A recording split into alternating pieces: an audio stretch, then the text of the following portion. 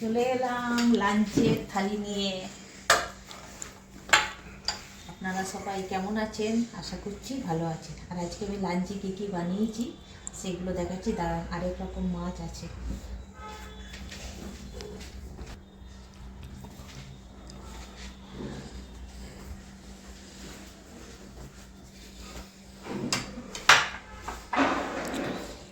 প্রথমে এটা আমি ছেলের জন্য খাবারটা রেডি করেছি। প্রথমে আছে ভাত, তার সাথে আছে সর্ষে শাক, চচ্চড়ি ফুলকপির ডাঁটা দিয়ে, বাটা মাছ ভাজা, মুগের ডাল, মৌরালা মাছের ঝাল, পাবদা মাছের সর্ষে দিয়ে পাবদা, সর্ষে পাবদা, আর টমেটো খেজুর দিয়ে চাটনি।